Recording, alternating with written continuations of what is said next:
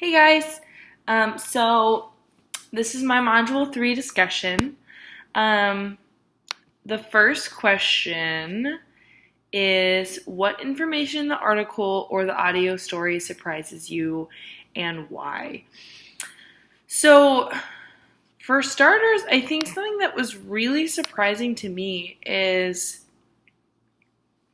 in the article, the American Psychological Association Children's Mental Health article, it said in there that an estimated 15 million of our nation's young people can currently be diagnosed with a mental health disorder. And then it says, however, it is estimated that only about 7% of these youth who need services receive appropriate help from mental health professionals. And so I really think that was something that was really surprising to me. Of course, I'm very fairly aware that mental health is something that we're working on spreading awareness for. But I really didn't know that it was at that extent. And then one thing that I was surprised about is the part that school nurses play into the diagnosis of a student's mental health. When referencing the NPR podcast, school nurses can be mental health detectives, but they need help. And screening mental health in kindergarten is way too late, experts say. I was really surprised to hear about how much emphasis there is on school nurses, especially due to the lack of education that they have around mental illness. I am happy to hear that there is some training on the way and that there are school nurses out there who are getting that kind of support.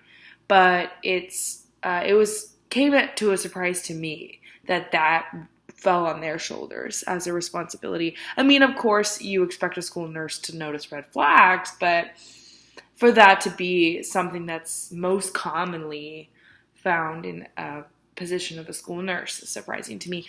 And then it says here, question number 2, do you feel that schools have a responsibility to assess mental health of their students? Why or why not? I do think so. I really do. And I say that because there are a lot of kids out there that need help.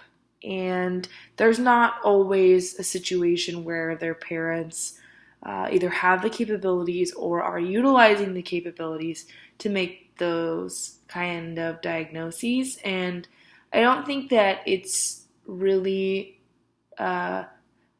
I would be disheartened if we were following the contrary. So, for example, I think I would be pretty disheartened if teachers and school nurses and guidance counselors and whoever were turning a blind eye to mental health because it's not their job.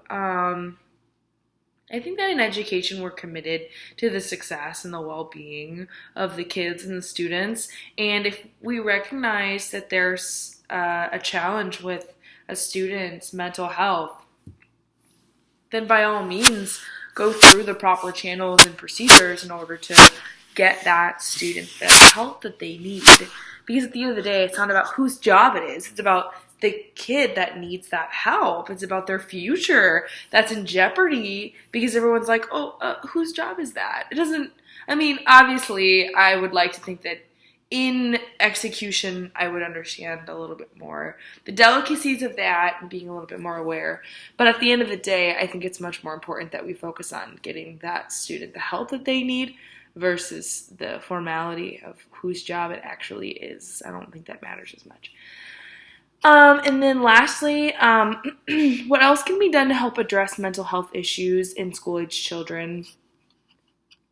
It was interesting that in the second NPR episode, Screening Mental Health in Kindergarten is Way Too Late, how there was speculation on how how young toddlers are feeling the effects of like secondhand stress from their parents and how the home is affecting that child's level of development.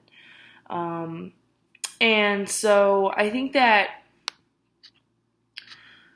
um, other things that can be done in school age children, if we're going to fast forward to that age group a little bit more, I guess according to some of this research, they would have already have had some symptoms of mental health challenges arising due to their background. And so I think that it would be really wise to have some of those professionals employed at the schools. And I know that budgets and realistically in execution, it doesn't sound necessarily like it's realistic, but I think that it would be worth the investment.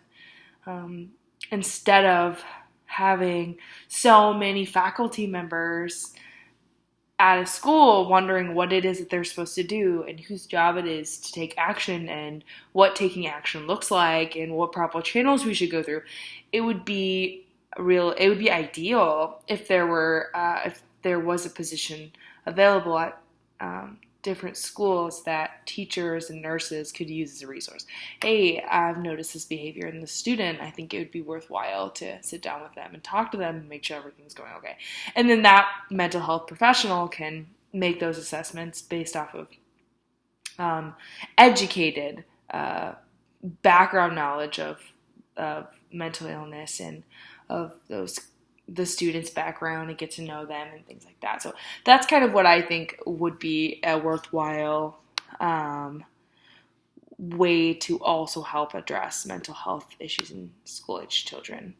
But thank you so much for watching my video, and I guess I'll hear from some of you soon.